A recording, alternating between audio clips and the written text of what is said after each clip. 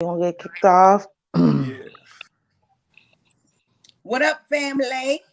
What's good with you? Hey, Nothing.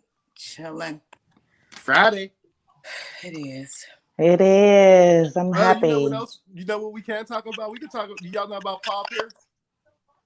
I do. Did I you see don't. you see What that? happened? What happened? So Paul That's Pierce a, was, that's a basketball player? he's a retired basketball player. He was doing commentary and stuff for ESPN. Okay.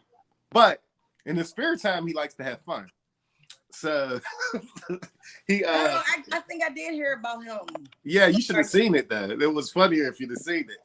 Yeah, Mm-hmm. That's the guy who had the strippers. yep.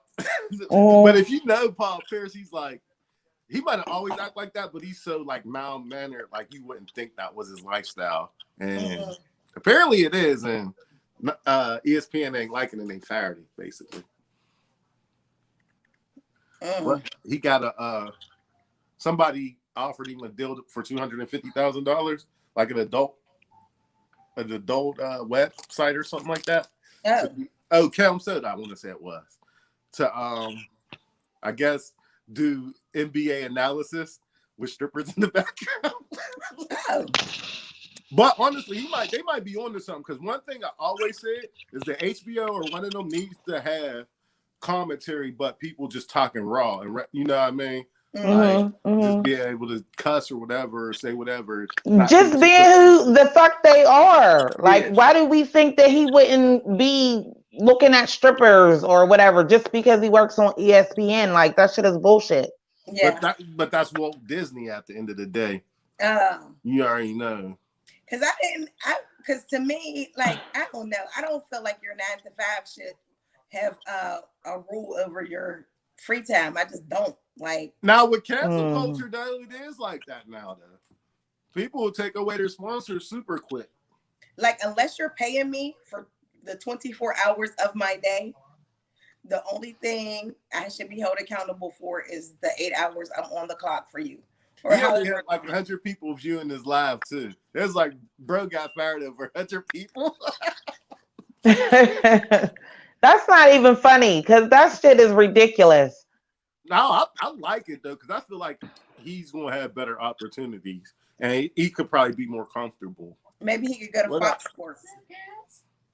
What up? What up? Maybe he could go to Fox Sports. Yeah, he may be. Or no, I think he needs to do Cam Soda. I think he needs to be, because that's gonna be an innovation for everybody.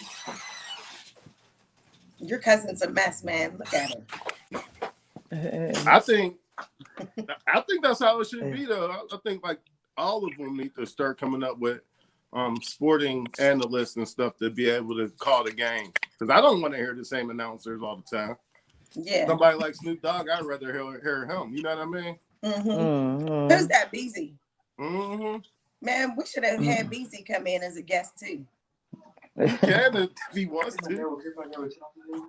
Why you got them sweatpants on? I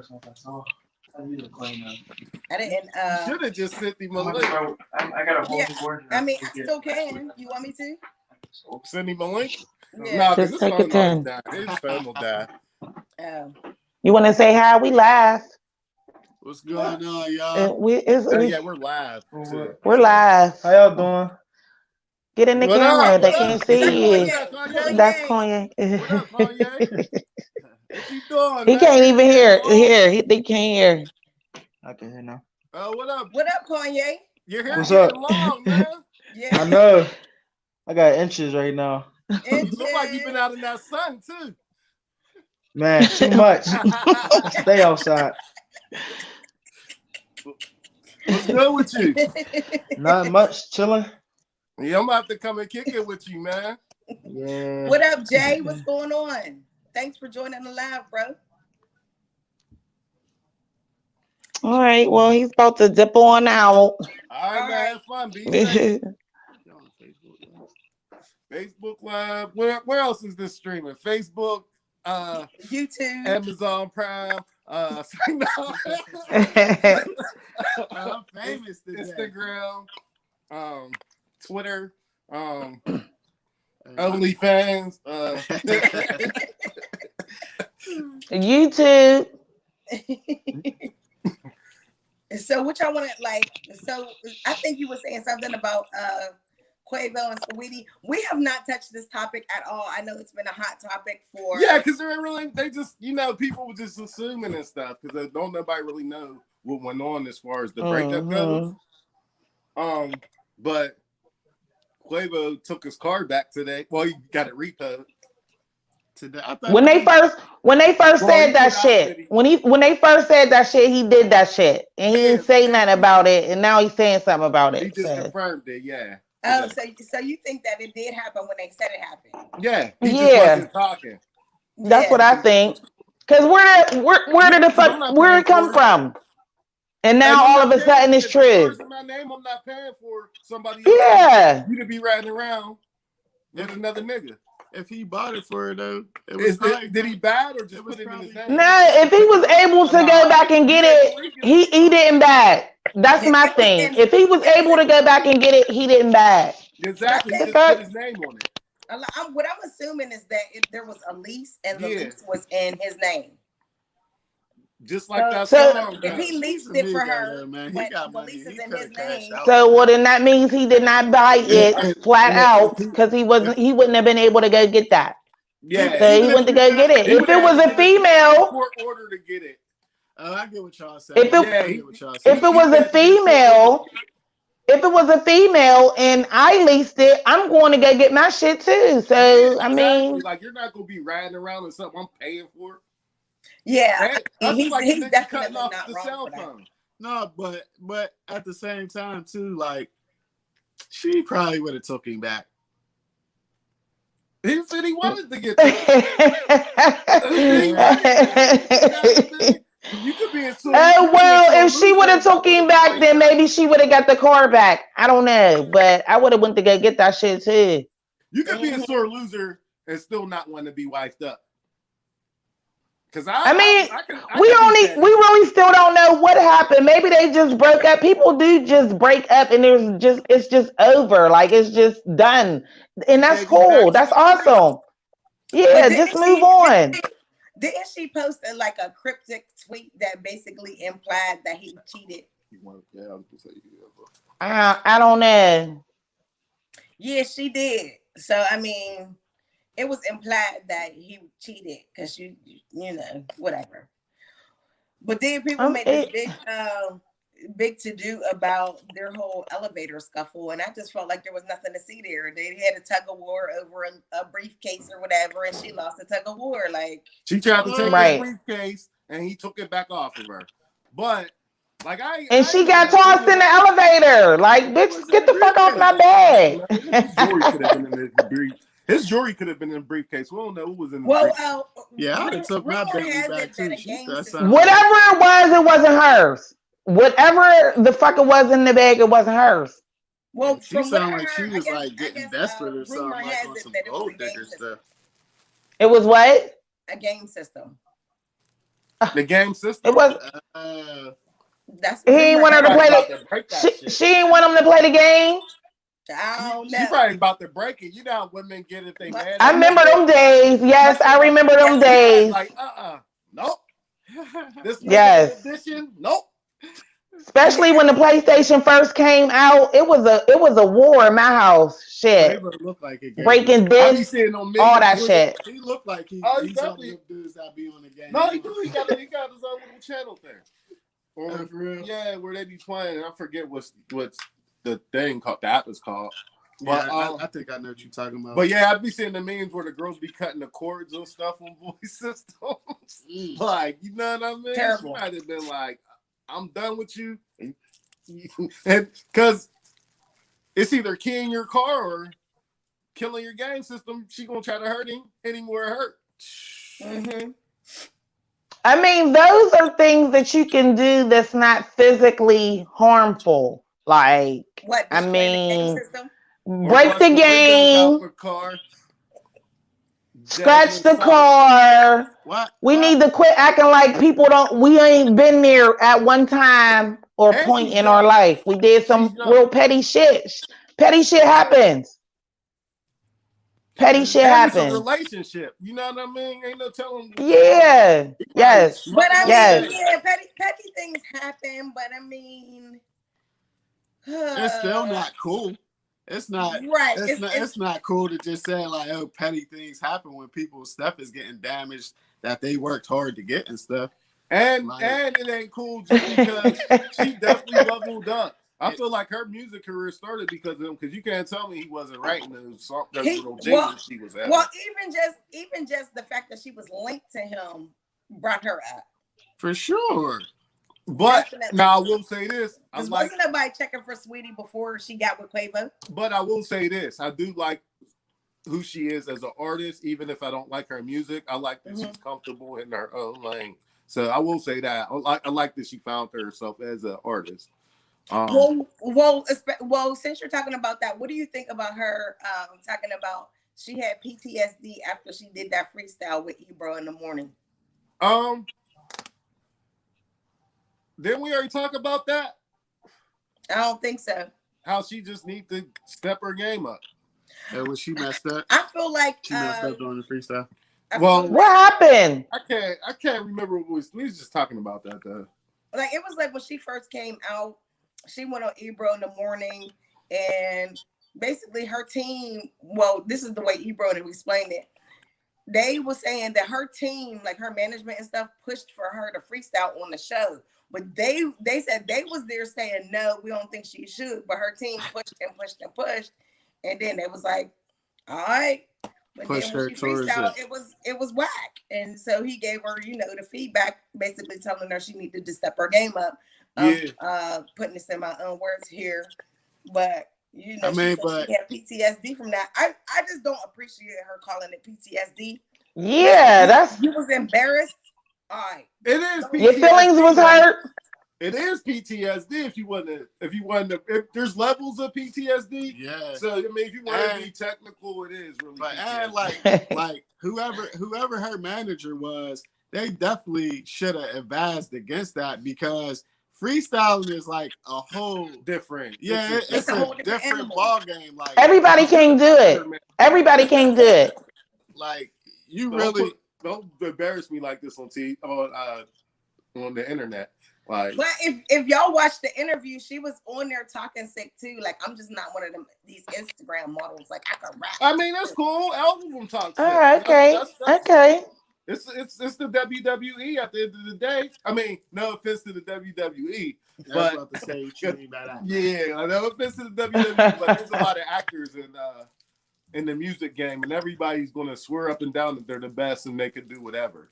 I mean, and I feel like that's, but no, some people cool. They write their freestyles, memorize them, and then spit them. That's how most of it is. How it is. And but I feel like that's cool. But when somebody call you to the carpet or tell you to put your money where your mouth is, and then that happens, how do you say it's PTSD now? Because she has a fear of failing bad and everybody in the front of the public's eyes. Because, listen, prime example, I bet you Iggy Azalea won't never freestyle again on stage. Because I bet you she got PTSD from whenever she was on there and saying anything and people was laughing at her. Oh, she did a freestyle. That was the end of her whole career. I didn't see it. You gotta watch it. She was on stage trying to freestyle and she was saying anything. And in a hot seat like that, like you're on stage at a performance, like around a whole bunch of people, you got to freestyle, like. But you already know that you got to freestyle, like that's freestyling is a craft. That's a whole different art. That's a whole different art. And if you're not comfortable doing that and confident, you have to. That's something you got to do with confidence. But when you on stage and that energy hits you, you probably feel like you could do whatever. She probably thought she could just open her mouth and the sickest words was gonna come out. But you already know sometimes a boy will spit a freestyle. What they're saying actually ain't hard, but the confidence and the energy that they're putting into it make boys be like, oh.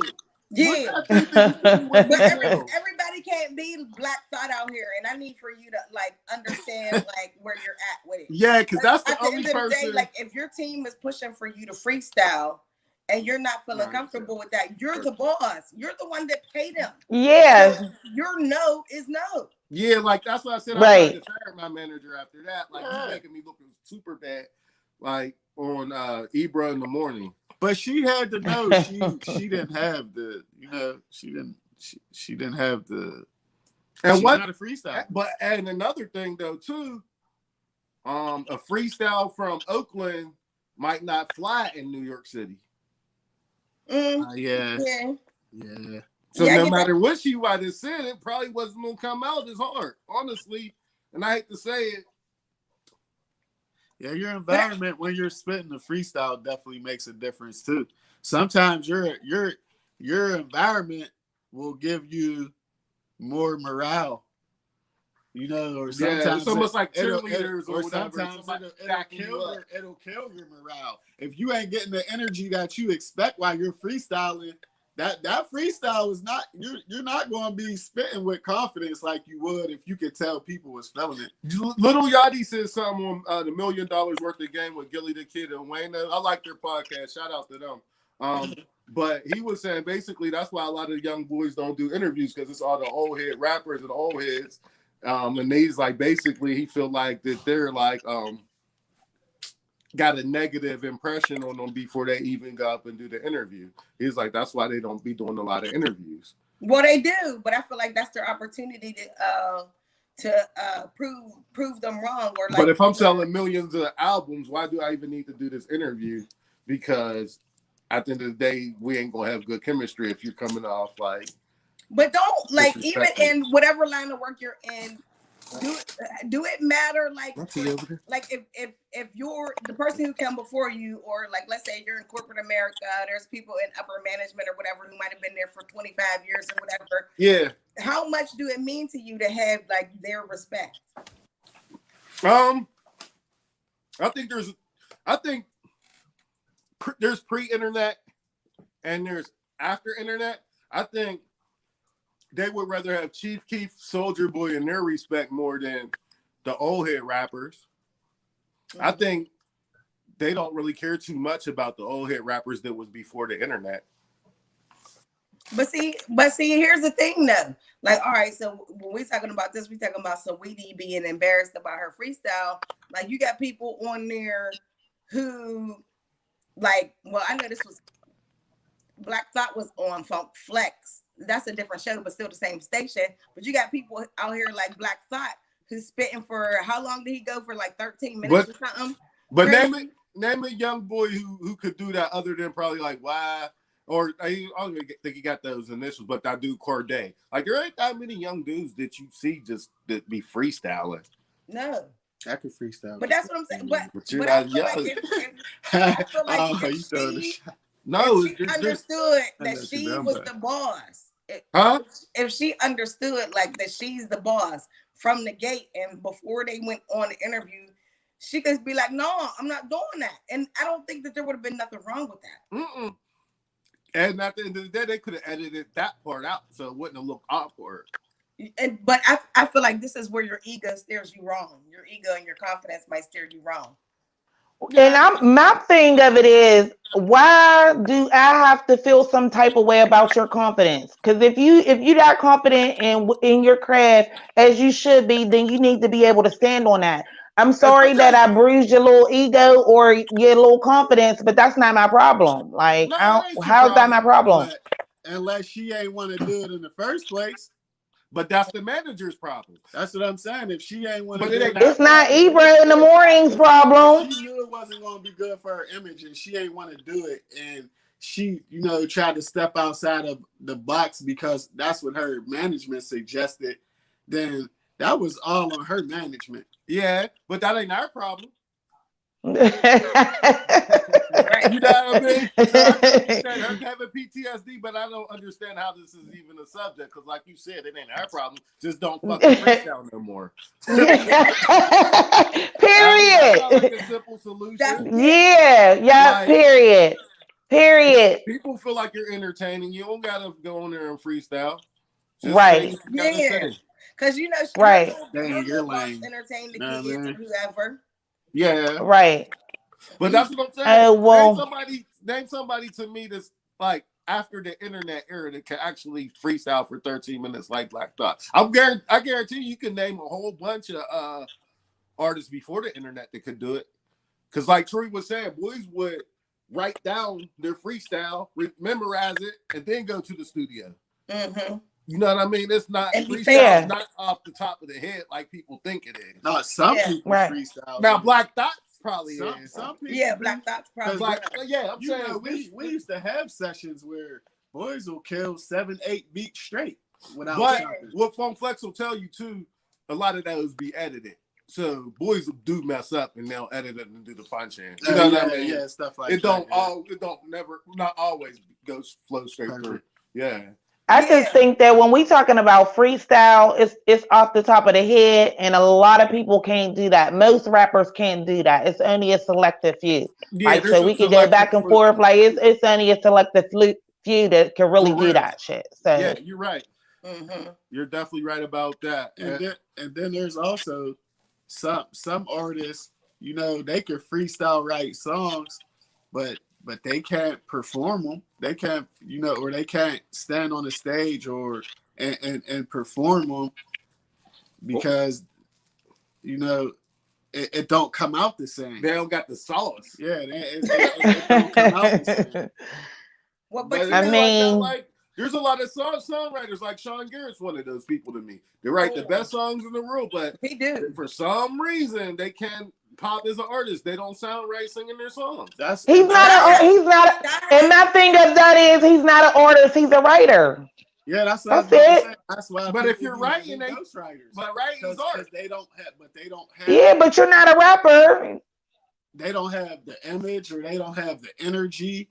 You know, it's just different. It's just different. There's more components to make an artist than just the lyrics. The lyrics is probably 5%. I mean, if you're a writer, you're dope too, though. Like it's cool. I don't even think it's that much. I had already heard somebody like Little Pope is killing them, but it's like y'all not even listening to me. Sorry. Once I finally heard Sci-Hi, I was like, that is Kanye West. Like that's Kanye West. That is Kanye West. Kanye. Who's that? Who is that? Sci-Hi the Prince. He be writing for Kanye. He's a mixture between Sci-Hi. Kanye's a mixture between Sci-Hi and Travis Scott. Huh? Consequence. No, I was gonna say Travis Scott. I don't know who Sci-Hi is. Well, look him up. You don't know who Sci-Hi the Prince is? He's dope. Dude just almost got murdered. He's super dope, but super dope. Like, and he writes for Kanye West and who else? No, he writes for Kanye West. That's who he writes for. He's good. Oh, okay. Yeah, but I don't. But Kanye got like 5 writers. Yeah, I know. Consequence used to be one. Yeah. Yeah, because Kanye West was really, when he came into the game, Kanye West broke into the game just producing. He was behind the scenes. He was producing. He had to get somebody to write for him. But I mean, because he has the whole package, everybody don't have that. He said nobody would want to sign him as a rapper. Everybody don't have that, and it's okay. It's okay. I just think it would take him more time if he wrote the songs himself. And why not? If you got a team, why not take the best ideas? No. But let me tell y'all. At the end of the day, you already know you could write a song in 8 minutes. Kanye's so meticulous. The one song, Flashing Lights, he got like 10 different artists saying the same part. He got like Rihanna. There's like 10 people saying Flashing Lights. You know what I mean? That's weird. He probably have somebody come in just to record a little drum snare. Like, y'all know what? In just to go, you know what I mean? So his songs be so meticulous. I feel like yeah, that's what I'm saying. I think his songs be so structured and well put together and thought of that he's not doing. Yeah, he's not doing songs in an hour. He's not doing 40 songs in 5 days. He's doing one song. It's probably taking 2 weeks to do one song. Yeah, I feel what you're saying. But since we did get into freestyling, y'all know who could freestyle? DMX. Yeah, for sure.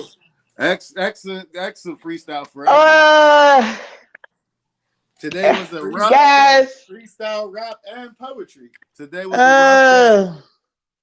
But I want to send my condolences to all his family and his kids, because he had a few kids, and I know they all love their dad. Because how can the world love them and them not? So we all love X, man.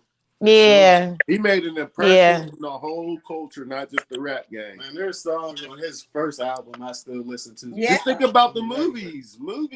He had the impression. Everything. Mm-hmm. He still had an impression. Yeah. Every Belly might still be like one of the sickest characters ever. It's on the list. It's on the list for the top 10 movies or 5 or whatever. It's definitely on the list. Belly. I'm definitely watching that. Mm-hmm. I'm definitely watching real good. Like that's really like that was about him. Remember when he ran the stoplight? Like he wrote his own part. He ran the stoplight and started tripping. Yeah. We all got our little bits and pieces from Belly that's our shit. And you know, my part was he said something about when dude was mad on the couch. He said, I feel a whole lot of heat coming up off that couch. Remember he was telling dude to put the weed in the bag and then get money. Yes. X had some one-liners in that movie.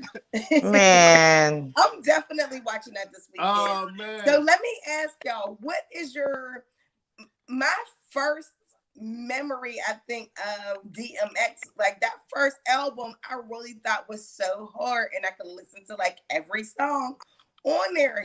When he came out, he was like nobody that I had ever heard before, and I really loved him from that point forward. He had the whole New York with him. He was welcomed by everybody. He had one of them voices like Pac, like he's gonna make you feel how he feels. Mm-hmm. Like he knows how to make you feel how he felt when you hear his music. Like there's no way you can hear the pain in his song. Everything, but totally relatable.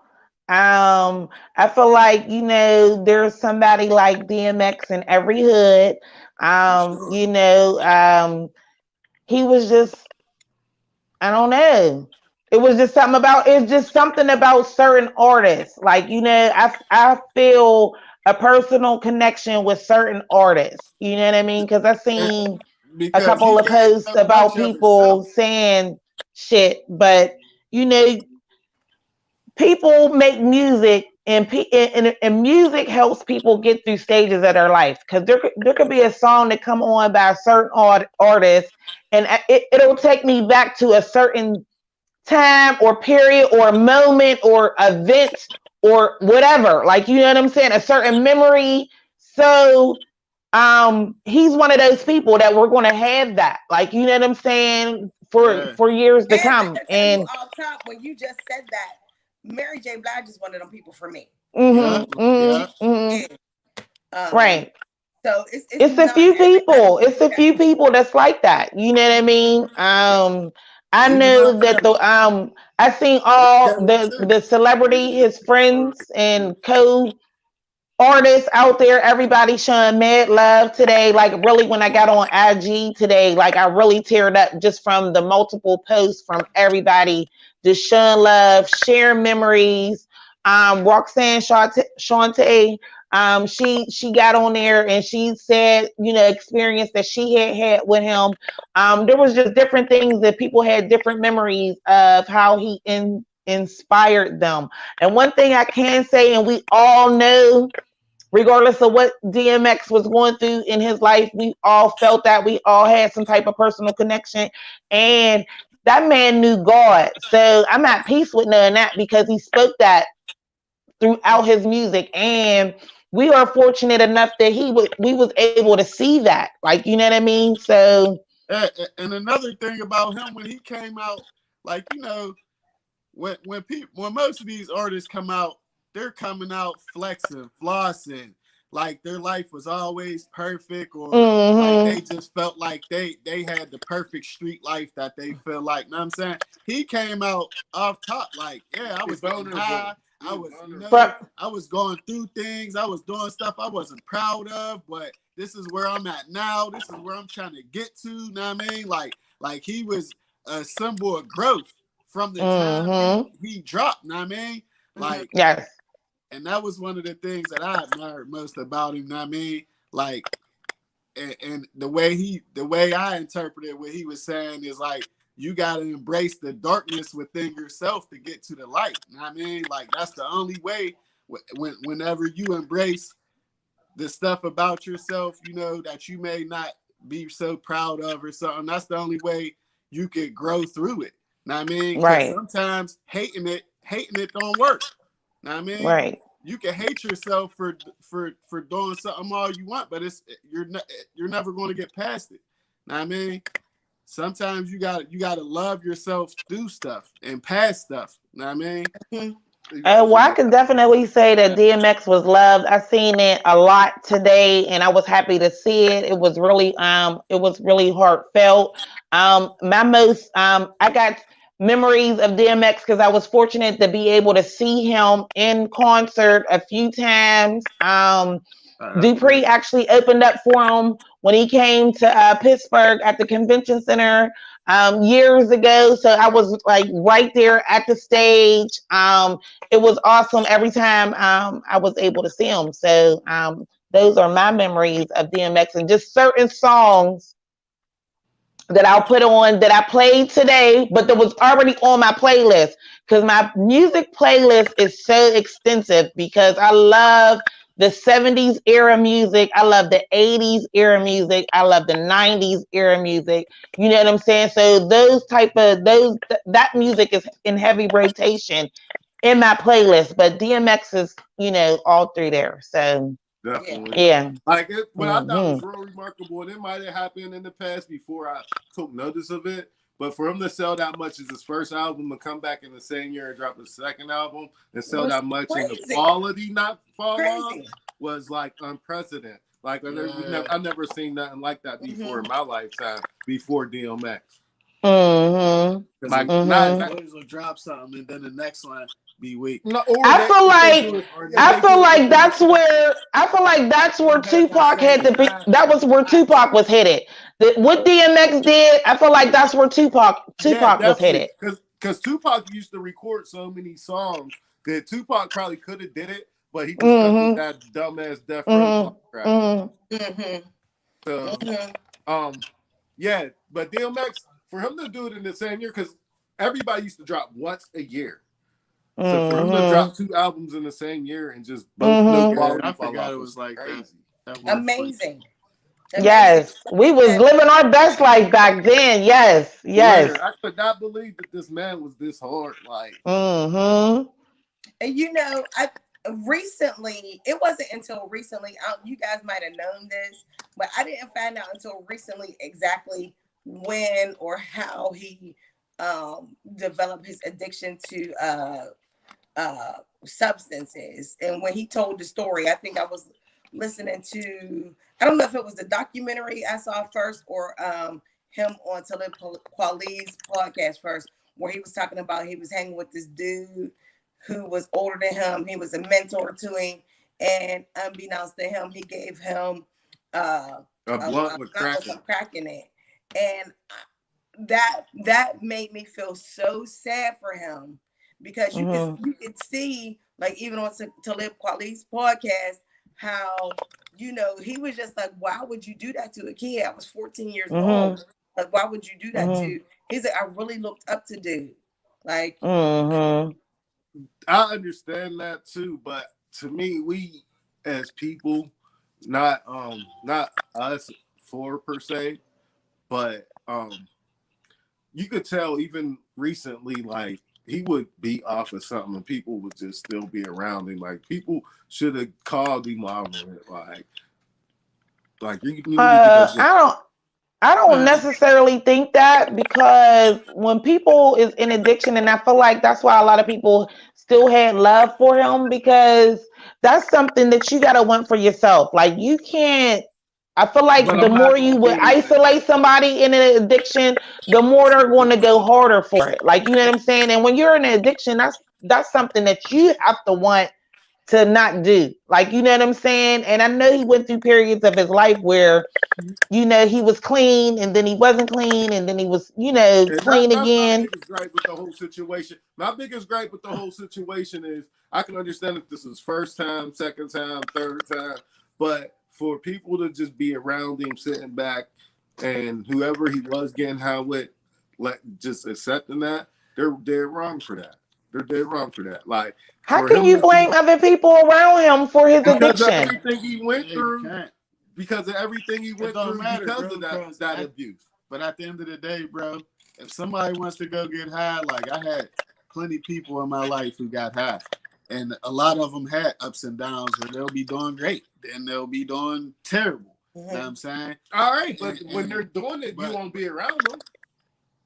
Man, What do you mean, like be around them, like in their life, love them? Because I mean, the you're people gonna be in my around life them, who had addiction, I love them and I miss them, and it's a struggle. And no matter what we did in the times of their struggles, we could have stopped talking to them. It didn't matter. Like if you love somebody, you just genuinely love them. Like you know what I mean. And the addiction is something that they have to battle. We can't. I'm not saying We don't be can't. around them at all, but I'm not going to be around them smoking. I'm not going to be around them drinking. I'm going to be probably in my pure. Well, and who's to say that they if somebody was a crackhead, I ain't going to be right, right. Who's to say right. I'm not going to be sitting there drinking in front of them. And I feel like in the documentary, he did say there's. I mean, let's be real.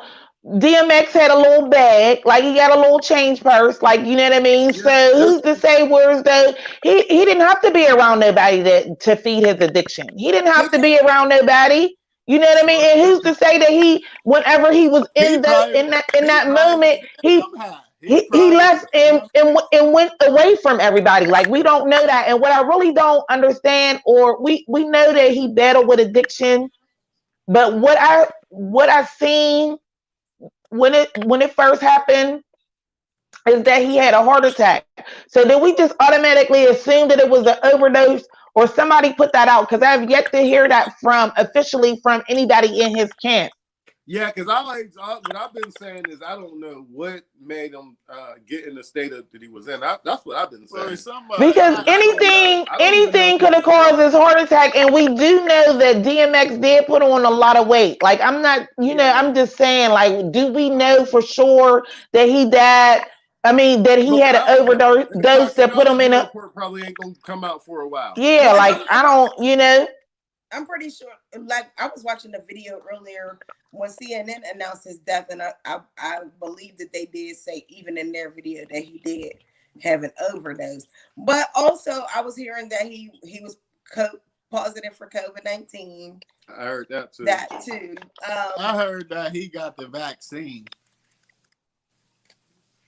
I seen that too. I seen that too. I seen that on the internet. Yeah. They said he got the vaccine and had a heart attack 2 days later or something. Well, I'm sad about it either way. Either way, I'm sad about it, and I was sad about it today. About DMX passing. He was 50 years young. That's young. You know what I mean? We've all endured a lot of death, especially in 2020. Like and the blows just keep coming, and it's just really sad. What was crazy? Like, what would you say? It was like a whole week of preparation, and then it's still like when it happened, it's like, what in the world? You know what I mean? Yeah, because it's like there was this little thing inside all of us that wanted him to make the comeback, because I feel like even throughout his entire career, there was something that within me that was rooting for him and cheerleading for him, hoping that he would finally really kick his addiction for good. Yeah, that's the problem. Like, so I really wanted to see his triumph story of being able to overcome this. And with DMX, it was no secret that, you know, he was a Christian, a follower of God. He loved the Lord. And he had an anointing on his life.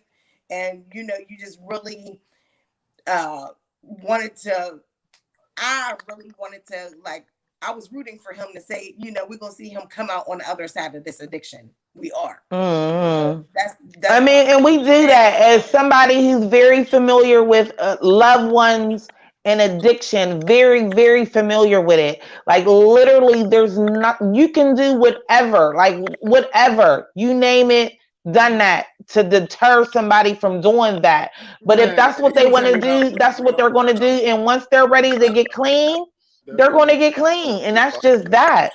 That's just what it is. If he, so, you know, that good heart, he could be hanging with different people. He likes secular. He had tons and tons of music. Tons and tons of music. Maybe he shouldn't have been hanging around. Excuse me. What's up with this conversation? No, I was just saying, I feel like he was hanging with the wrong people. I feel like because he does have, he, like you said, he got that heart to where he wants, like DMX could have been a preacher. And we all probably guessed that he would probably be a preacher after he retired rapping and kicked the substance habit. But like he was hanging around. Why did your camera turn?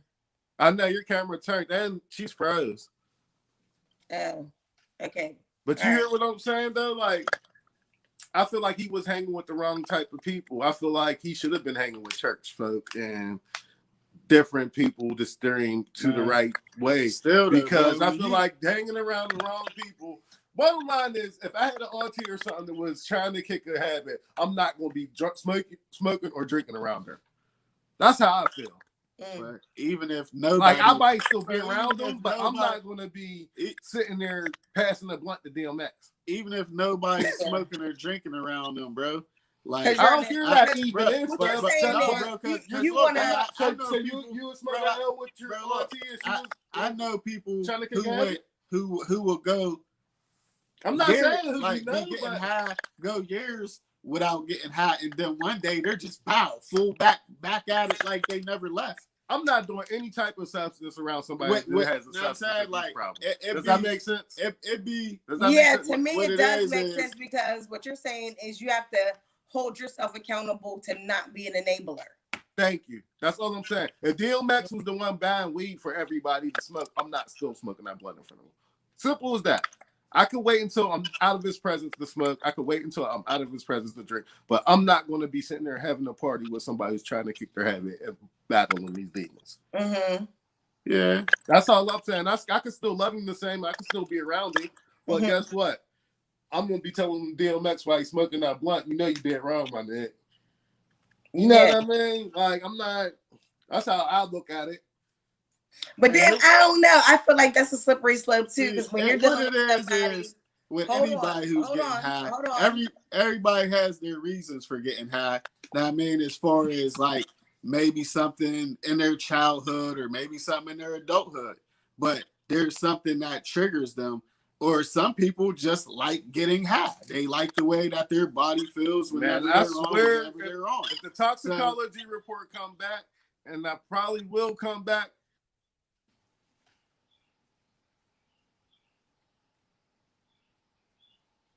Cut off. All right, there you go. You see me? Yeah, I could always see you. I couldn't hear you. So what I was saying, I apologize, is if the toxicology report come back and there's fentanyl in the system, niggas been throwing the fentanyl in the coke. So I'm just saying, that's gonna be fucked up if somebody did that to DMX. Depending on what he's doing, because we know he got a substance abuse issue. Well, at this point, you know, he started on crack when he was 14. So at this point, we don't know what the substance is. Whatever. Rest in peace, because, man, to me, he's going down on Mount Rushmore. He is. He definitely is. Definitely is. That's just... It's sad. It's sad because he's only 50 years old, and he had more to do in his life than end it this soon. Right. Now, I do think after he was brain dead and all of that, we was hoping for recovery. But even if he were recovered, it would have been super sad too. Yeah. Yeah. He probably wouldn't have been able to do anything. Yeah. Right. And I feel like it's a shout out to his family too for being able to, because some people like hang on and hang on and hang on. Like, shout out to them for being strong enough to make that decision, because a lot of the times it's not you're doing it for selfish reasons, you know what I mean? And I feel like it was just, you know, the more like he was having like organ loss and all of that stuff. Like, I was just thinking like he's probably hurting even though he's like not responsive. Like, yeah. I was just thinking like, man. So you like I said, you prepare for it, but it's still so sad when you see it. You know what was amazing to me that I did not I don't remember seeing it before, but I think it was like Woodstock 99. I saw that clip on with all the people and the amount of people that were there. It was amazing to see a sea of people as far as the eye can see, like going crazy when this man was performing on stage. It was like, man. Yeah, it's crazy. You know where else that I just seen that just happened was on that Tina Turner doc. Because we were saying, man, I ain't never seen a crowd that big. Then, like, the next week, I seen that DMX picture. I'm like, oh, my fault. I stand corrected. It looked like the exact same amount of people. Because people talk about selling out Madison Square Garden, which is definitely an accomplishment in and of itself. But that crowd right there was just amazing. That's what happened at those big festivals. Yeah. You know? Amazing. Stadiums full of people. Yeah. So. But rest in peace, DMX, man. Yeah. So now, I don't know what happened to Kenya, but I kind of like wanted to talk about the wait, I think she's here. Yes.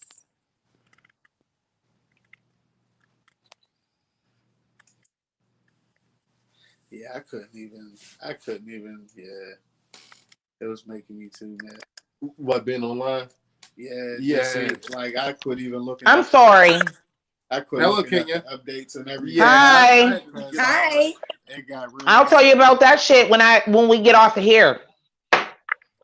You want to beat somebody up real quick, man? Came back. What I miss? Huh? What I miss? We were still remembering DMX. Okay. My bad. I really wanted, because I know that like we really wanted to talk about the Derek Chauvin trial, and I really did not want to start that conversation without you.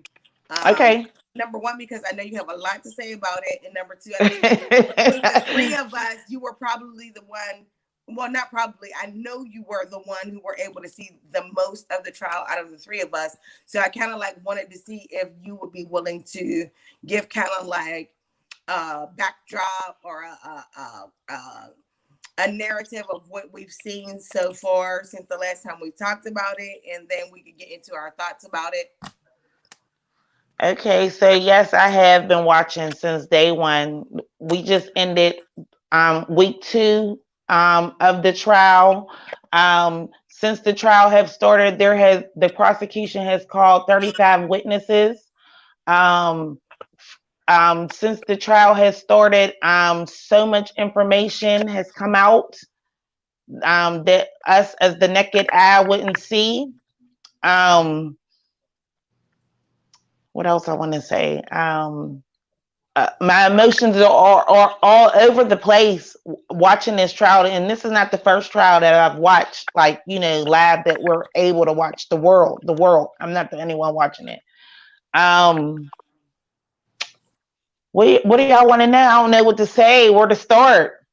It's just been the next 2 weeks will probably be the rougher part of the trial. Well, this past week we just got into like the expert testimony, right? So you want to? Yes, this past week. The first week was the witnesses that was there. The young lady who filmed it, filmed filmed it and put it on Facebook. Her 9-year-old cousin that was with her, the firefighter woman, The the MMA MMA fighter, the clerk in the store, his girlfriend, the EMTs, the 911, yeah. the 911 operator, LA The police, police, the chief, LA police, the chief of police, the uh, pulmonologist. Oh, that's the expert witness. Sorry. yes, yes. Those were all like in the first week. I mean, it's been witness after witness, heavy testimony after heavy testimony, different perspective, different views, different aspects. And All this coming week, to the same thing. yes, this week it was more of the experts, and this is like the bread and butter, I think, in my opinion.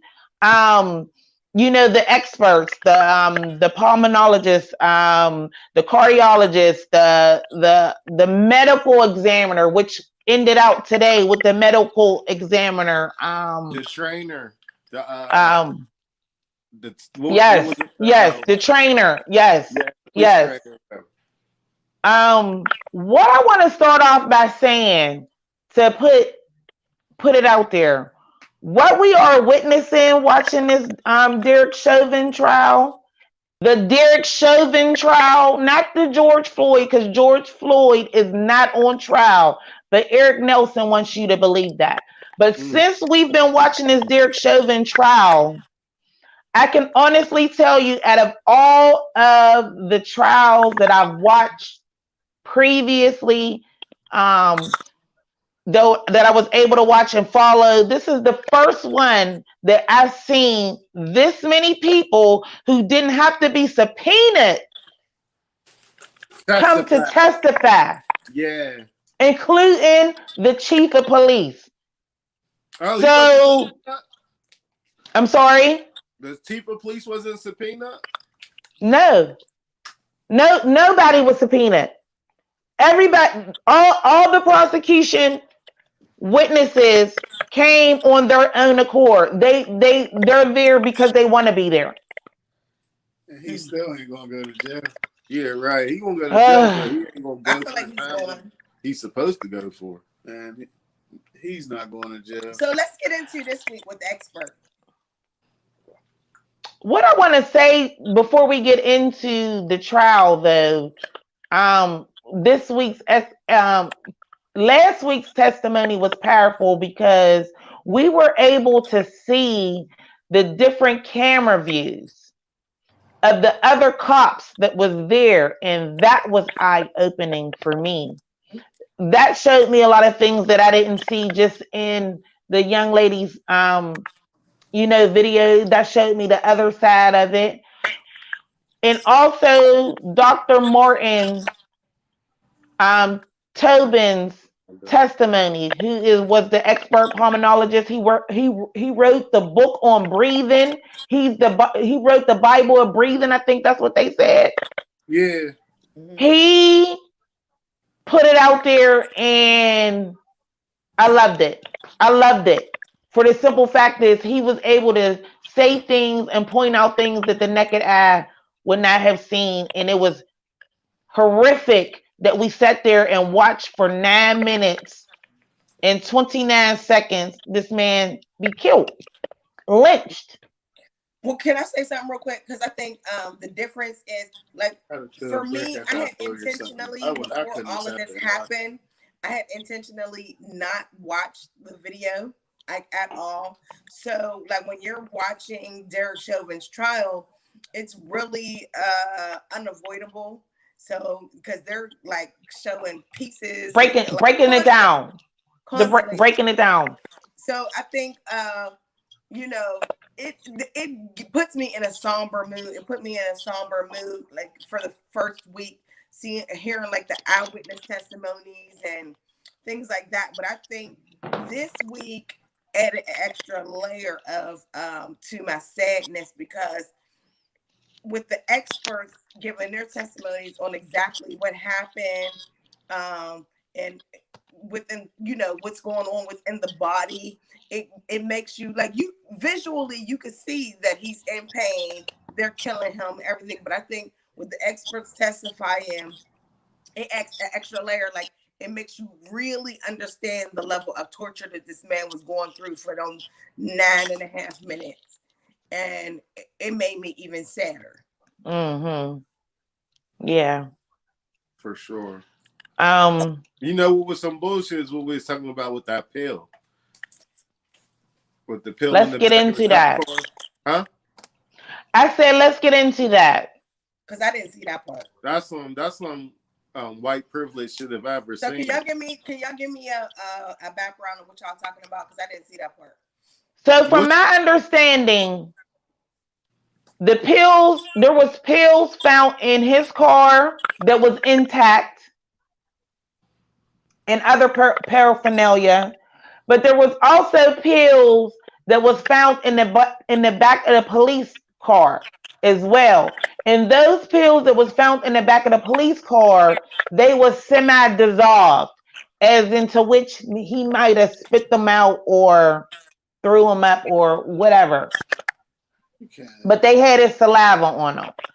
The very first time that the forensic people went out to search the vehicle to collect evidence, and that's what I didn't know if the prosecution, I didn't know where the prosecution was going with that witness. But anyway, she didn't collect the pills the first time, she said, as evidence.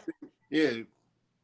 Because she said she didn't know where it came from. But that's bullshit. Because if you're going out there to collect evidence, you're collecting everything. And we'll decipher what the fuck we don't need after the fact. I don't give a fuck. She said she didn't know if it came from the car. Well, what you mean? Let's rule that the fuck out. So, but they didn't find those pills, if I'm not mistaken, until 2 months later. Yeah.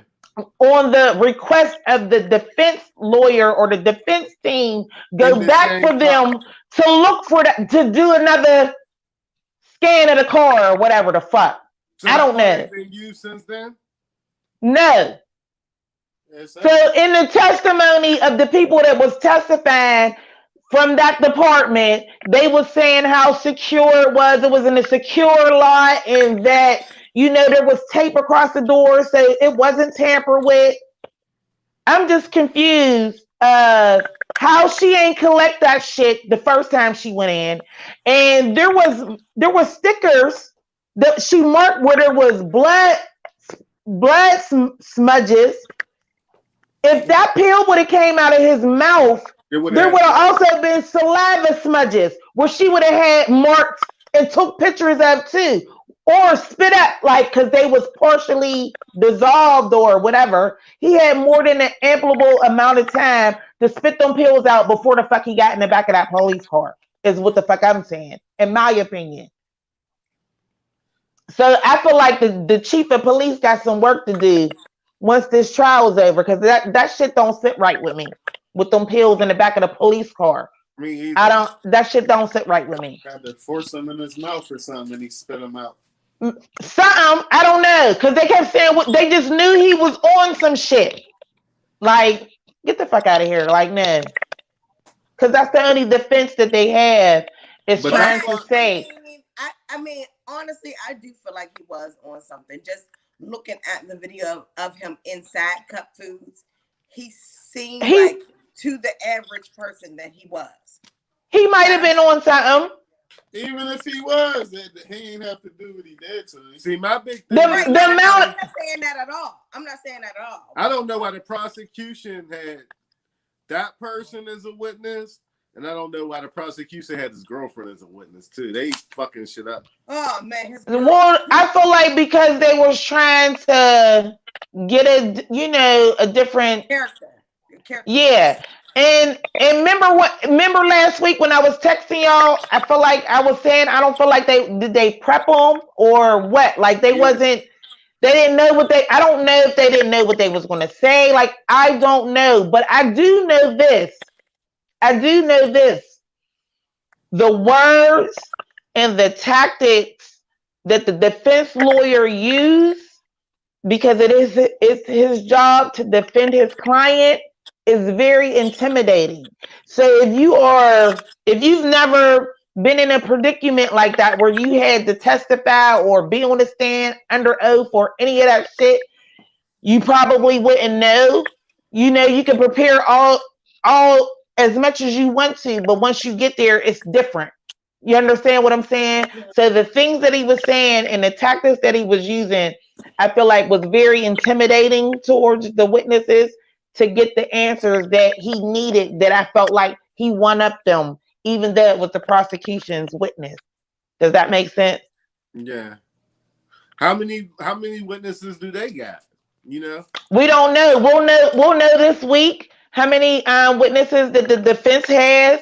I do know, I found out today though, during the lunch break, they was talking about experts and who might the defense call, and I found out that they did reach out to Sarah Wett, and we all know who Sarah Wett is, to be a witness for the defense, and he declined that shit. That's what's up. We do not know if Derek Chauvin is going to take the stand either. Now, he has been writing since the trial started, since day one. He should have a fucking book. He should have a book. Because he's been writing, and I want to know what the fuck he's writing. Like, what are you writing down? Like, I really want to know that shit. But he has been writing, and they said today, we don't know if he's going to take the stand or not. From the outside looking in, I think it would be in his best interest not to. That's just me. If he wants to get any sort of outcome that might be somewhat favorable to himself, I think it would be in his best interest not to do it. He's going to get on there because I feel like he know what he did was a monstrous act, and he's going to try to find a way to humanize himself on the stand so that he could be looked at as a police officer doing his job instead of looked at like a monster who just murdered somebody, abusing his authority and power. But I think that would work if he didn't already have like 29 bad accounts against him. 22. That was like his first account. 22 complaints. Yeah, 22 complaints. So technically, I feel like he shouldn't have been on duty that day. Yeah, exactly. What'd you say? Sorry about that. I said he had 22 complaints, and 2 of them are active. He shouldn't have even really been on duty that day. That's my personal opinion. Especially with some rookie cops. Listen. Everybody else following in line. Listen, from the video, if you watch all the videos going through, and this is just in my opinion, I feel like when Derek Chauvin showed up on that scene, he was out there to make a statement, to poke out his chest of being the senior cop on that scene, because those other cops were fairly new. So he came up on the scene and was like, this is how the fuck you do this shit. I'm going to show y'all how to do this. I'm going to show y'all how to get them in the handcuffs and get them in the back of the car. And in the midst of that, him sticking his chest out, getting away with shit that he has done previously, wrong shit. He killed the man, and it was filmed. This nigga, he's going to jail. I feel like he's going to jail. He's going to jail. He killed that man. But even when we look at the trial thus far, I've heard a lot of analysts say, and even attorney Benjamin Crump, the family's attorney, say like this is the first time that they've ever seen in their career the blue wall of silence being broken as it has been, with these testimonies thus far. The chief of police, we didn't see that with Eric Gardner. Hell no. We didn't see that. So that's what makes me feel good that he's going to get a conviction. I hope he gets. I hope he gets convicted, and I hope he gets as many years as they can possibly give him. And if you watch the demeanor of the one EMT, he was pissed off because they knew he was dead when he got there. Like they knew that he was already gone. You know what I mean? That's the thing too. It pisses off black people and white people. He's going to jail. And I feel like, man, we had the conversation, Jessica, when I told you that when that one, the cop that's next to him, I don't know his name, but the cop that's next to Derek Chauvin, because it was Derek Chauvin, then a cop, then another cop. That cop in the middle. Derek Chauvin on his neck, and then the next cop would have been on his back. Yes, like in his back butt area, and then the other cop was like on his legs and his feet area. That cop that was in the middle, his camera view is what they keep referencing back, because you can really see everything. And in his camera view, when they first showed it, he knew when George expired. He knew the minute he did, because he got up off of him. He got up off of him, and his hand, he did a hand gesture like, man, he gone. He didn't say that because a lot of shit was being said in that time, but his hand gestures, that's what the hand gesture told me. And when the pulmonologist broke it down, and in the time frames that he broke it down in, it was the time. It was the time. Even and when he did that. Even the EMT, when he was talking about how many times they tried to resuscitate him. Man, the pulmonologist said that he was gone. He was on his neck for 3 minutes and something after he was already expired. He was gone already. And too, he kept saying whenever they first approached his car about a $20 counterfeit bill. Do we even know if it was really counterfeit? They didn't, because I still don't know. During this trial, they have not said that it wasn't. Was it? I don't even know that.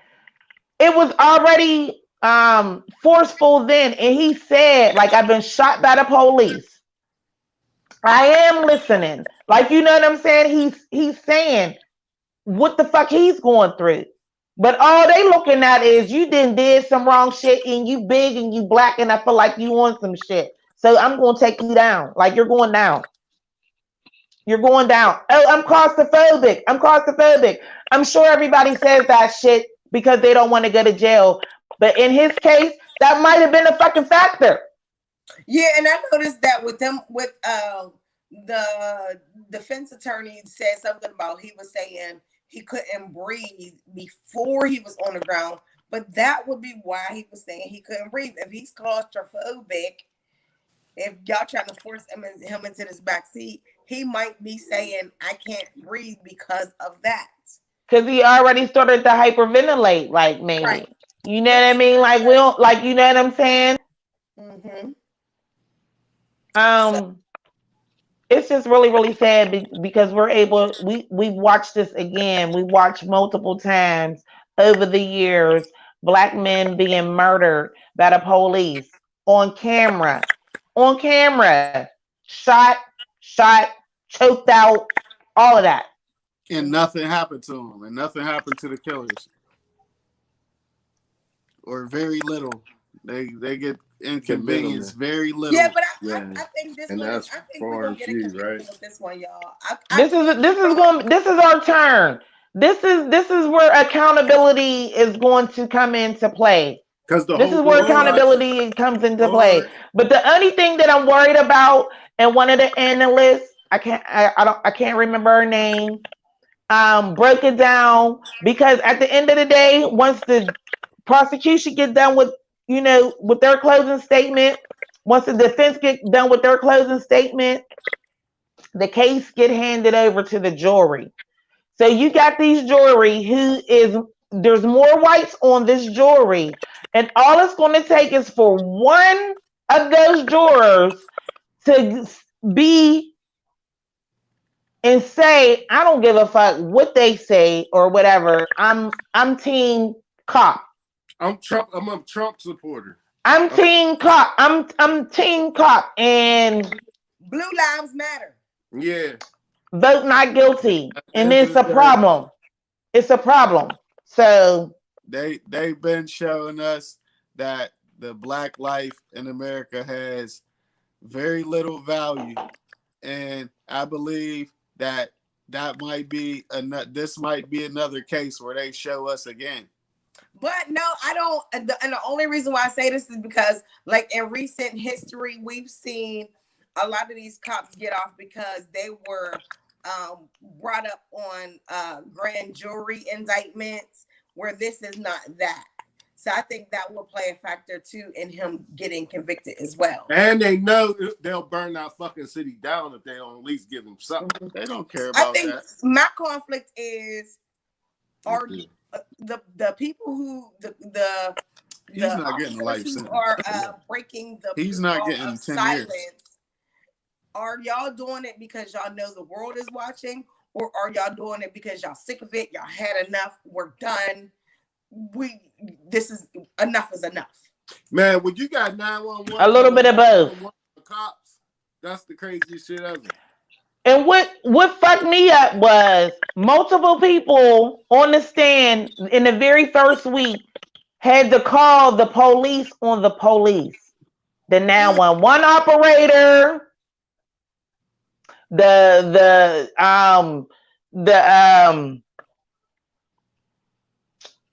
the EMT?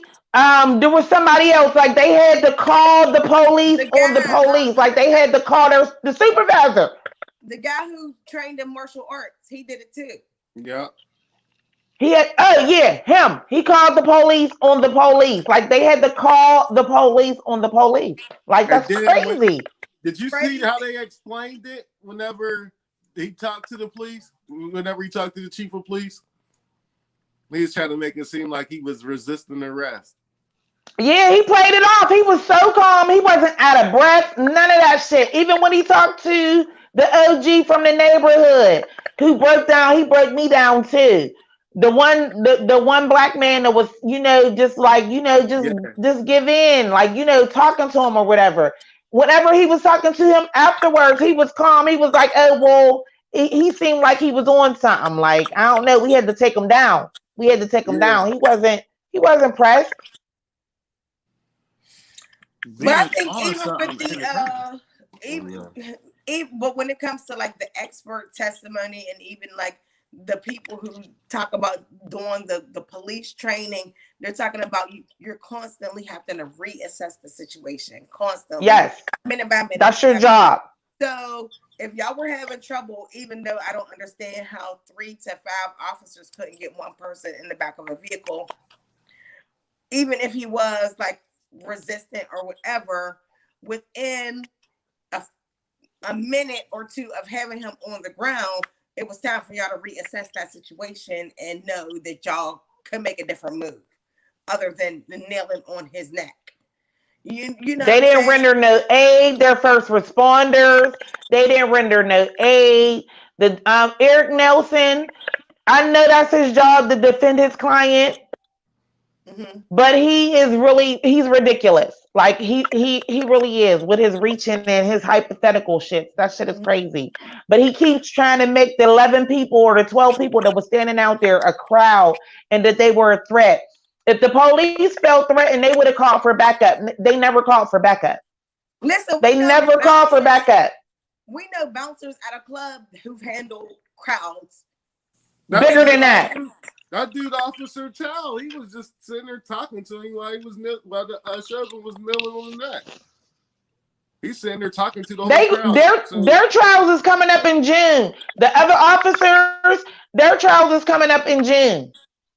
But and you know what else? How is to me, like even just on a basic level, and maybe this is just me as a civilian talking. The thoughts. The dude that was on his back should be getting charged with murder too.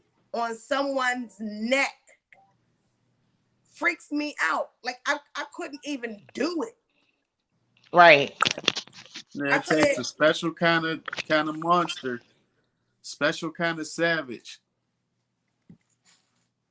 Special kind of hate. It's just who got that much hate in their heart to somebody that you don't know. He knew him.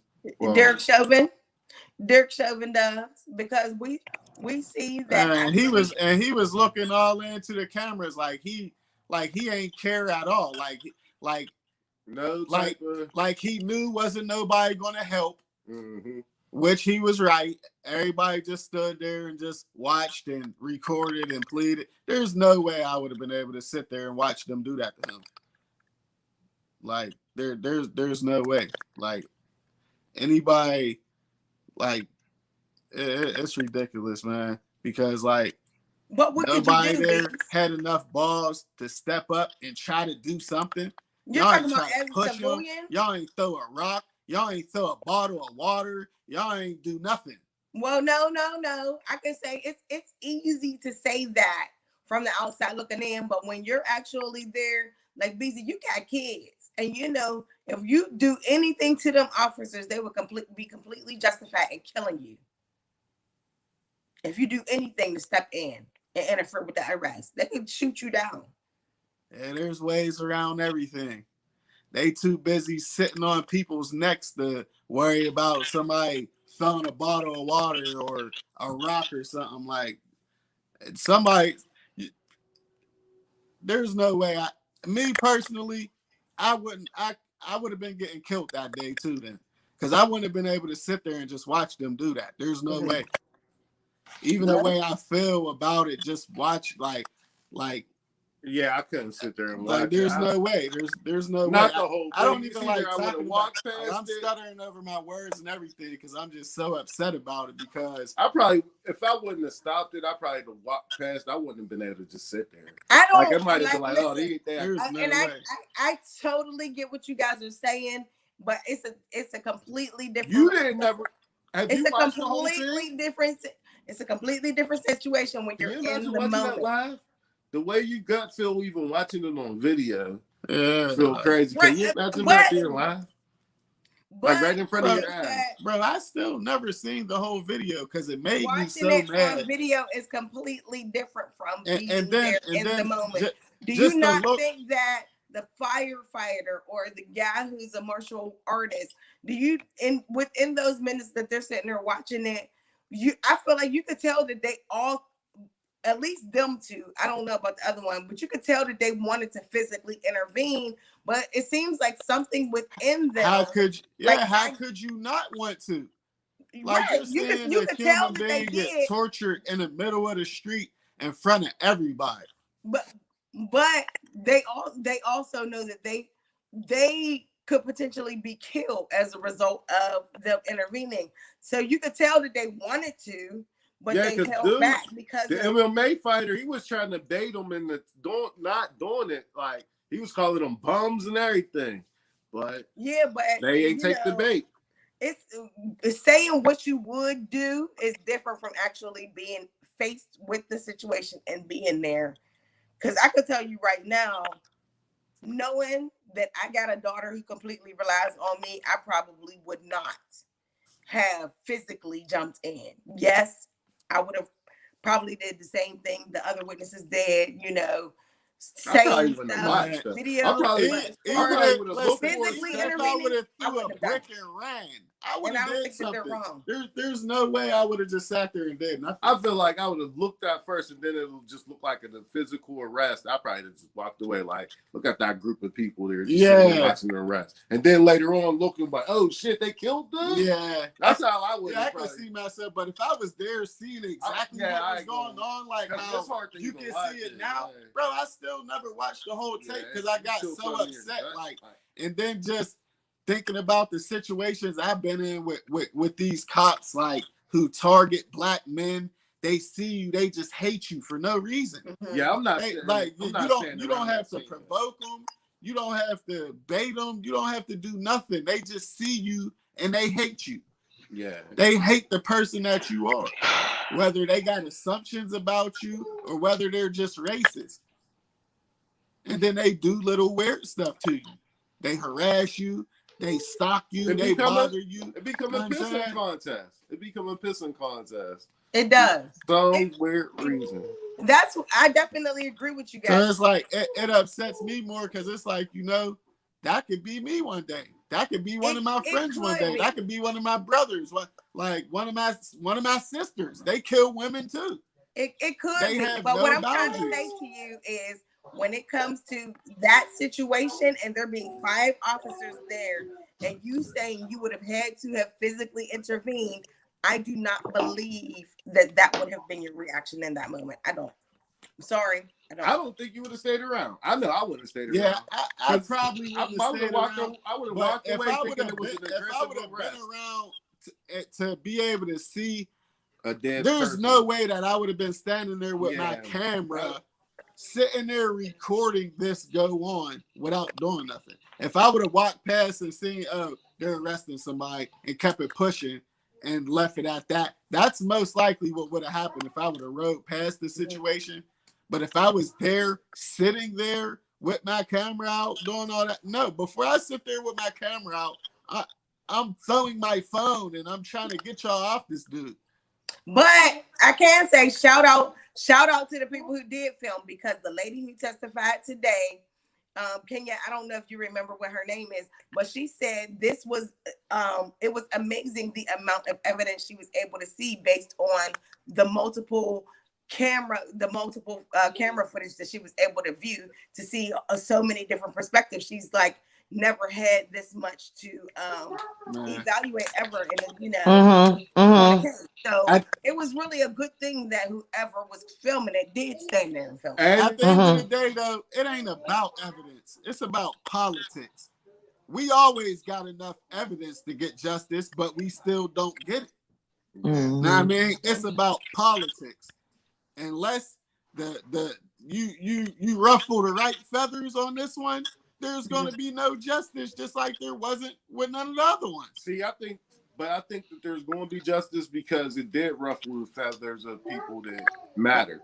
Like, that's the one good thing about the video too, and it being on the internet and everything. It sucks that he had to be on the internet. He had to be a sacrificial lamb. It sucks that he had to be that. But it happened during the pandemic where everybody's sitting around and watching this shit. Yeah. So it is this. You hear the way white people talk about this. They talk about Derek Chauvin like he's an animal. But there's some people talking like he's a hero. Who? Man, bro. Bro, listen. My daughter. I ain't heard nobody. I literally just was talking to my daughter's principal because some little boy was walking up on my daughter like, I'm George Floyd. I can't breathe. Ha ha ha ha ha. Like, and what happened? These kids is disrespectful as fuck. But no, they learn it from their parents. It's learned behavior. So they learned that from somebody who thought it was cool. I'm not saying this. Some people don't, but no. But I'm just saying everybody's watching for different reasons. But when you say politics, bro, it's I could if people outside of that area, if I'm a governor, I can't be on Derek Chauvin's side. It's as simple as that. I'm not getting reelected. Nothing's going on. If people find out I'm on Derek Chauvin's side. Mm-hmm. But there's people out there supporting Derek Chauvin too. There is. There's people out there. Well, I know for a fact they ain't in the courtroom because as of today was the first time he had somebody sit in the seats that was reserved for the people that's there to support him. In these 2 weeks, today was the first day somebody sat there. How many seats are there? They didn't say, but they said that there was a section of seats that was designated for the people that would come to support him, and they haven't been there until today. One person, only one person. You got to figure when you got the chief of police not getting subpoena and talking about you murdered this man. The chief of police, the dude that you work for, your boss, testified against you and didn't even get subpoena. He volunteered to testify against you. I mean, he fired his ass. He fired his ass and then came and testified against him. It's no secret that it is wrong. Know what I mean? No, but like you were saying before, you're right though. Most of the time, no matter how wrong they are, they stick with each other. Support them. Yeah, that like they could bloody murder somebody. It's just going to come up to the opinion of the jury. The jury is where it's going to be at, and it's going to take one motherfucker. We don't know who's on the jury. We know that the majority of them are white. And so it's going to take one person to it's going to be, DNA, no matter what. Crazy? You know what's going to be crazy? It's going to be a long time before they come up with a decision. And then when they do it, the judge is going to hand out the softest sentence. Watch. He's not sitting there in jail while none of this is going on. He's not affected. He's already not paying the consequences. How many people you know that's in jail for doing something? Maybe they did it, maybe they didn't. He's on tape doing it, and he's not in jail. Yeah. So how do anybody feel like we're really going to get some justice from this? He already won. He's already free. We already win.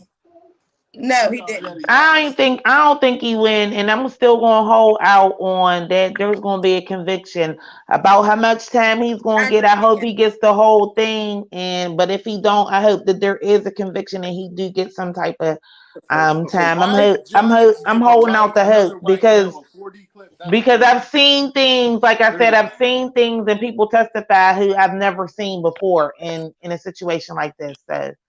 He's gonna get I think he's gonna get a hard. And also another thing I wanted to say, this is kind of like rewinding back to so that first week we saw the guy who is trained in the martial arts talk about,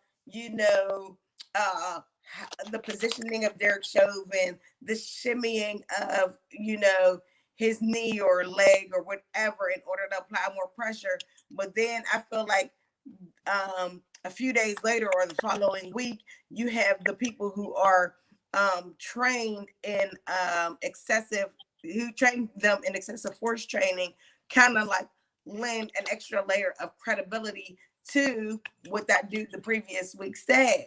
So it's like you used your training, even though they did specify that they didn't learn that specific hold in the training. They do give you diagrams of what the sensitive areas of the body are. Not that it would take a rocket scientist, because anybody on the street would kind of be able to assume that. But given the fact that you have specific training in these areas, that makes it all the more worse. And I think that lended credibility to the guy who testified. You know what my problem is? My problem is the prosecutor's too nice. Like, to me, when I sit in when it's a black person trying to be in defense, they call them monsters. They call them everything in the book. They're being nice to Derek Chauvin because they don't look at him like that. That is another white man just like them. They looking at him. You think they're being nice to him? Somebody who, like, yeah, if it's a black person, they trying to make him out to be a mass murderer. Right. I just know that as watching it, the different witnesses that the prosecution has called, there has been multiple witnesses on the stand who didn't say their dislike of him, but their body language showed me that. And there was multiple people, from the EMT, from the chief of police, from the LA police, the LA police officer. There was a few people that got up there, and I could feel their dislike towards him. You talk about PTSD. Now that's PTSD. Definitely. Can you imagine being I would hate that man for the rest of my life if I was a witness to that crap. Absolutely. I want to shout out to the little girl who was 9 at the time it happened, and she's 10 years old. That's going to sit with her forever. Yes. Her cousin, who was, I think, 18 at the time, and she's 19 now, who had the courage to stand there the entire time and then go share that shit, because we needed to see that. You know what I mean? And the rest of her life. Yes. Even the cashier, the boy who said he should have just ate it. He should have just ate the $20. I felt so bad for him. I don't know, but I do have a question, because I don't know if Cup Foods is still in business. I want to know, are they still in business? I don't know. Is what? I don't know, but I think that we've talked about this. Cup Foods. we talked about this offline, and I think what happened with that little boy is the exact reason why we should definitely not patronize them when they're trying to set up shop in our neighborhoods.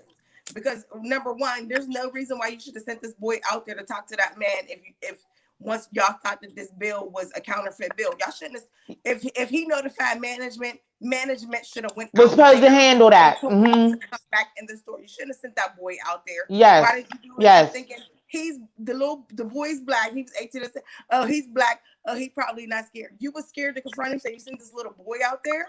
That's crazy. And he didn't want to go. He went out the first time. When he came back, they sent him back out there. He didn't even go up to the window the second time.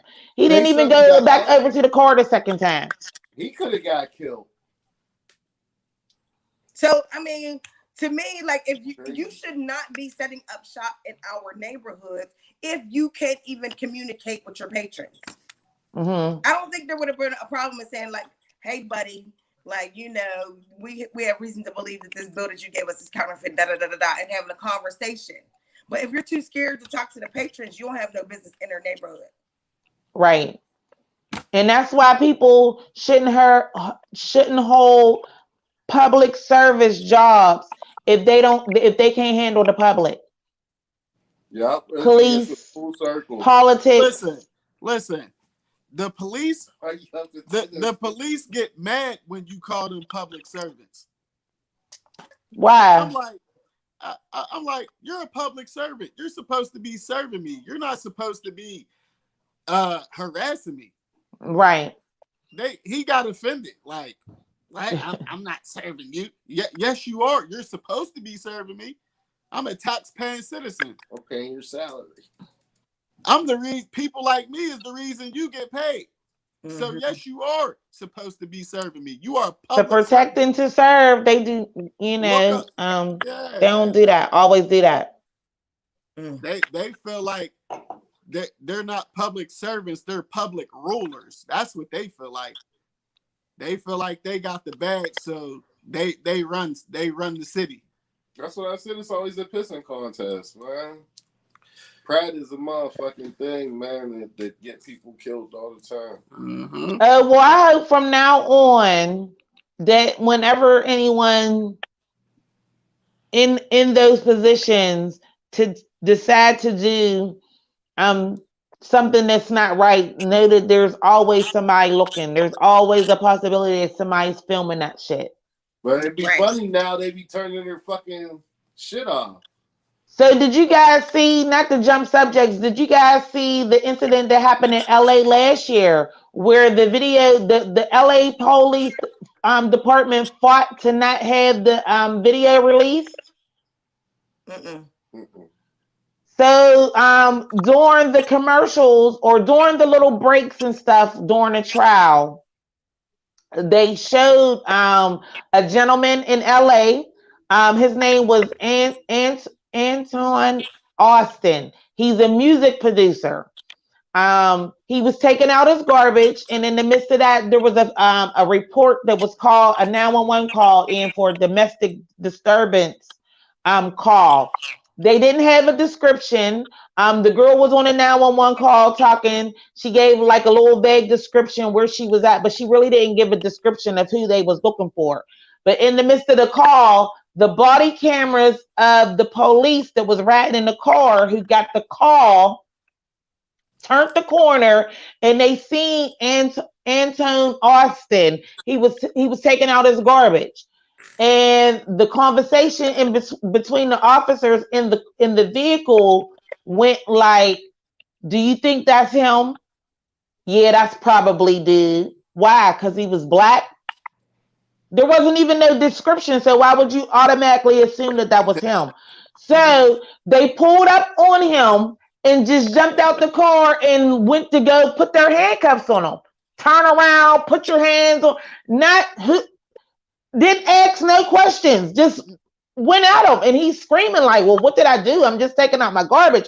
What is this for? We'll ask the question, turn around, put your hands up. It was just like, so he started screaming, help, help, help, help. His girl was in the shower and heard him screaming, help. So she came out in her robe, a towel. She had no clothes on, just that. Like, what's going on? What's going on? They start scuffling with her. Towel came off. You could see all her business. They got it blurred out, but all her business. They end up arresting them too and putting like multiple charges on them. In the midst of that, the girl who called 911 was standing there screaming, "That's not him. That's not him. That's not him." And it's still like they didn't listen or none of that. Put them in the police, took them. So this happened in 2019. And now they didn't want the footage to come out. The police department fought for that footage not to become public, and they lost that. They lost that a couple of days ago. That couple is currently suing the shit out of the LA police department. At least they're alive. In the midst of that, them waiting for that shit to be released or whatever, none of the charges have been dropped. They haven't been to court yet. That's super. So there's like a lot of shit in the midst of that, and that's another example of politics. People in authority doing whatever the fuck they want to, and fuck anybody's rights and all of that. And nobody above them caring. It's fucked up. So I hope they sue and win. Make shit look okay. Because he was violated. I mean, just because you're the police and you get a description, like they didn't even have a description. So they shouldn't have never went up to that man and put their hands on him. Period. That's assault. That's assault. From a police officer, you should have never even put your hands on him. You were supposed to ask some questions. What are you? That would have been acceptable, but you immediately coming up and putting your hands on him as a turnaround. Put your hands behind your back. The fuck did I do? I'm taking the garbage out. Dude, what was that? Isn't there a quote? I forget what the quote is, but I see it's like to be black and conscious in America is to be in a constant state of rage. Something to that effect. It might not be. That's true.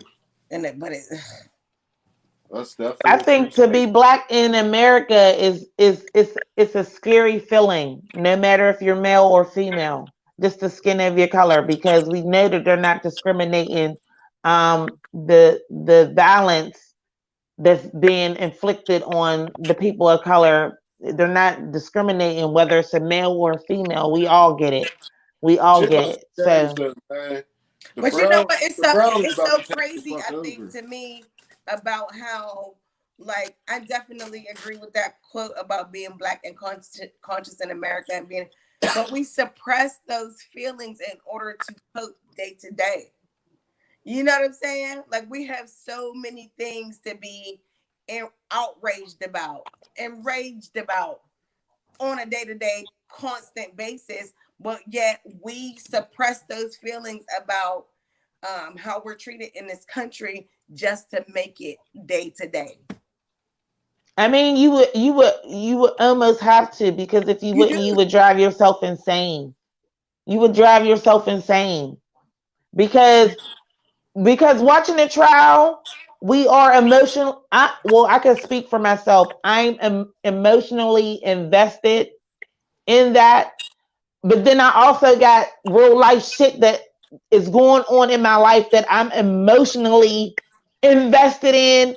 So really, it's like overwhelming for real. You know what I mean? It is.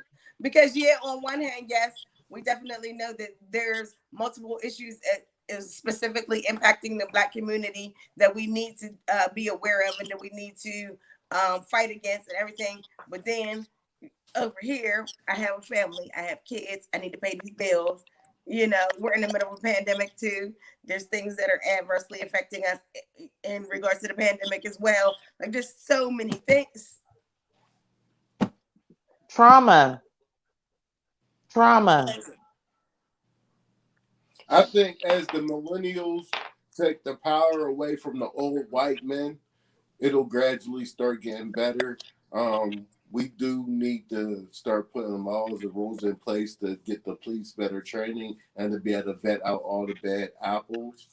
But you know what? Teslin Figaro, I follow her on IG. I'm not sure if y'all do, but if you do, please follow her. She's good. She made a good point. It's not about training. Derek Chauvin was trained. No, that's why I said and vetting off the bad apples. Like, yeah, but you said better training. He had 22 complaints. There's no reason why he should have been in the street. I understand that. Man, they like keeping people like that out there. So that's what I'm saying. They got one of the ways of improving the policing is those people got to sit it down. Like, right, and I totally agree with that. But what your initial point was, they need better training. Maybe it's not even about better training and but maybe it's not even about better training, because as you can see in this trial, Derek Chauvin was thoroughly trained on what he should have done. He did not do that. But he's not the first cop to knee on somebody's neck, though. That's what I'm saying. They even after that, they show cops kneeing on necks. Like, that's something. But what we're finding out in this trial is it's not a matter of training. There's several people who have testified to the level of training that they have, what they are taught in training. So they are thoroughly trained on what they should and should not be doing. What is it that makes them feel that they should not adhere to that training is the problem. Well, my thing is the rules that come along with that is he shouldn't have been out on the street anyway. It's the accountability. It's the accountability. Mm-hmm. It's the accountability. Yeah, there's no accountability. That's what it is.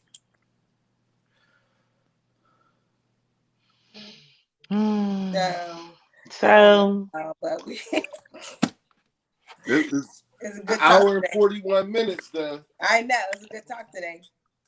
It was, and it was my first time going live. I didn't see any questions or anybody joined us, but I do hope people will check it out, our conversation afterwards.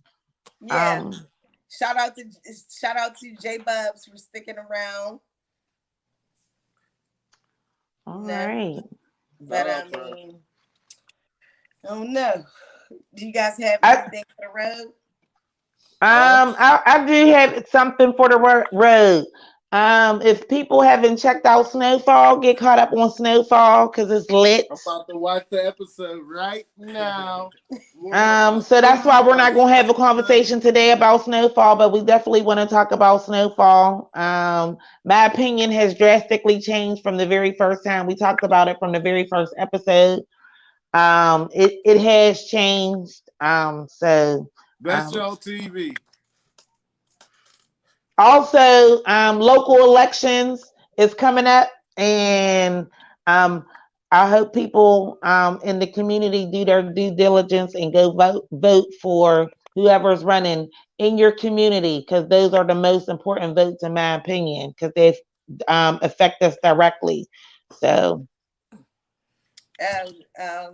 Bob's is saying they ripped off Rick Ross's story.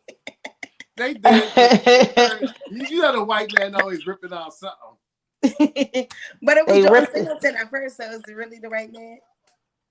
But initially, that's what it was. I don't know. But at the end of the day, with the local politics, how do you when it's somebody's first time running for politics altogether, do you just go by their word?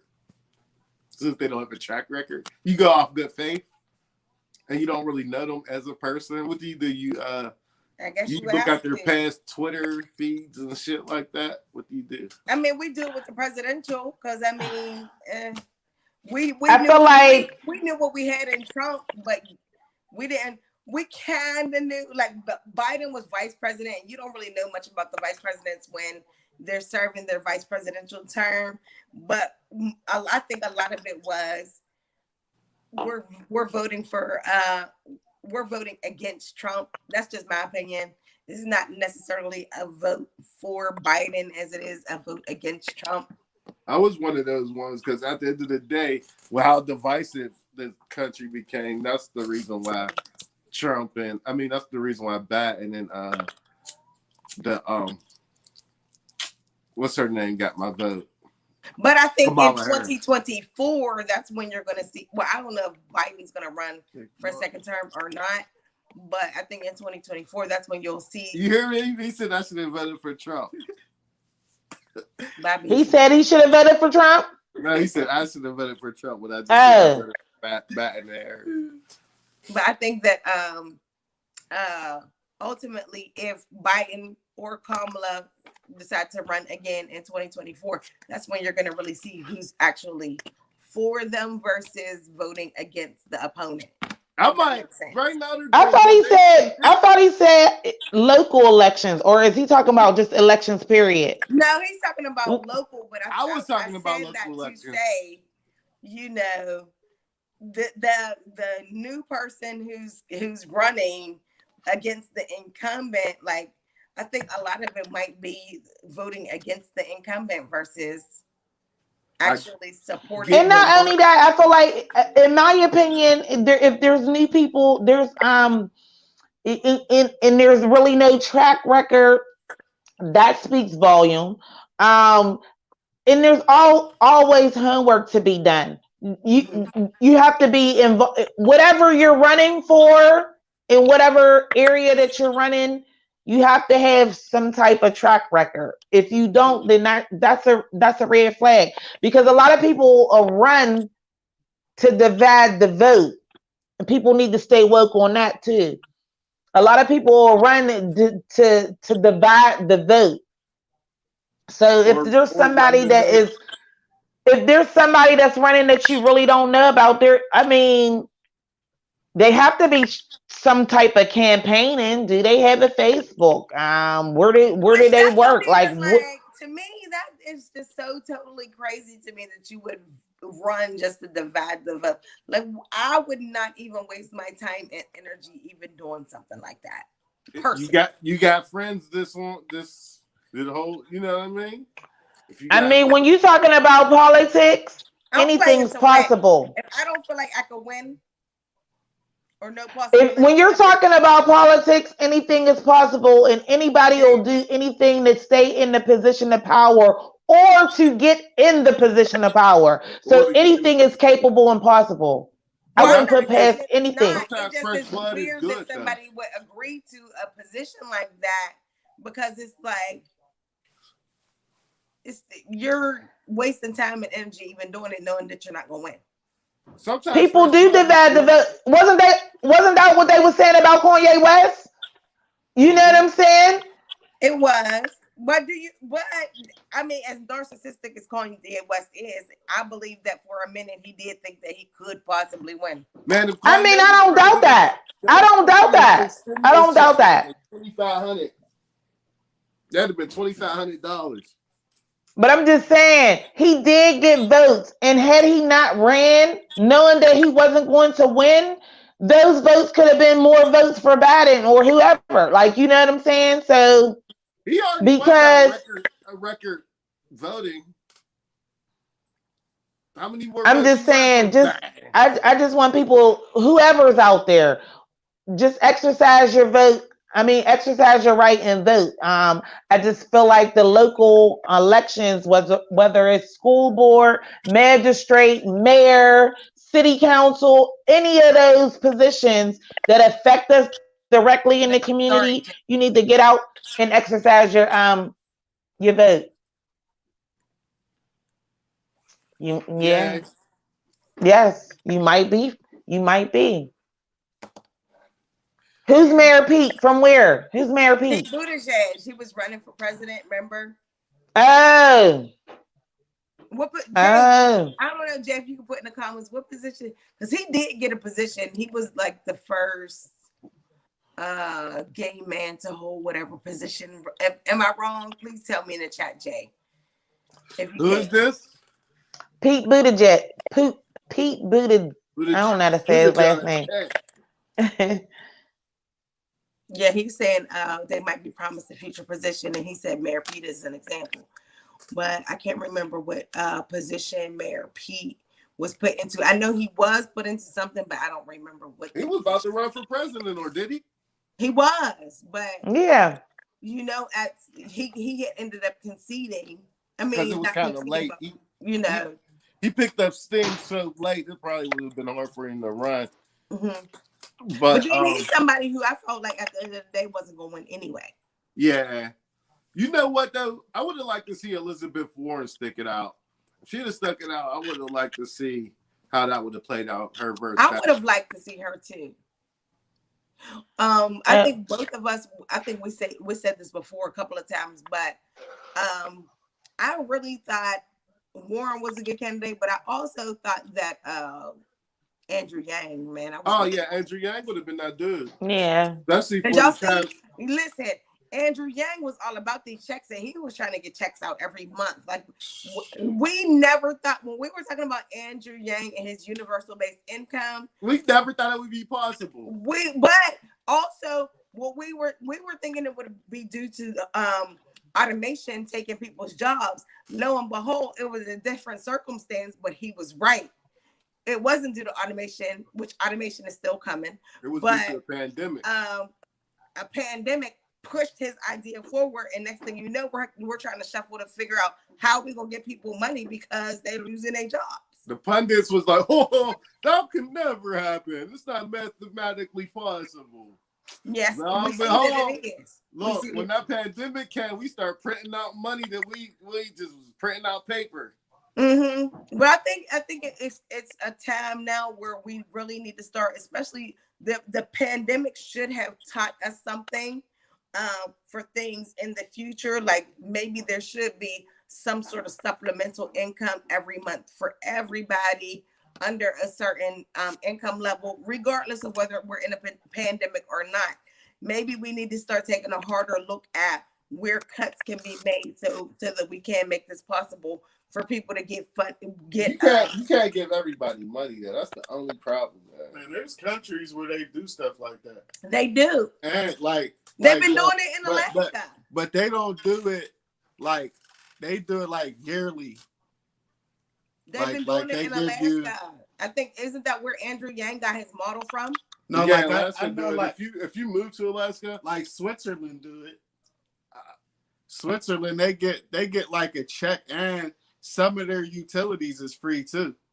Their electric is free.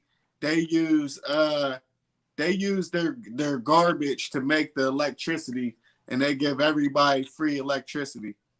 Now, I think there's a couple of things that, okay, if you start, because this is always a controversial topic, and people are kind of like scared to touch this, but if you start making the big companies like the Amazons and the Netflixes and whoever else pay their fair share, it's possible. It is possible. But remember I was saying that with Andrew Yang? They're so scared of socialism, but guess what? When the pandemic hit, everybody want their check. Remember I was saying that about Andrew Yang? They wasn't gonna never let him be president just because he was gonna tax the hell out of the companies. Well, why should they not? Why should they not have to pay? Because that's who's been getting richer and richer during this pandemic. And look at little old us. Taxes, the casino pay the taxes. What did federal income tax? One of those companies, I want to say it was like Amazon. They only paid like $125 last year.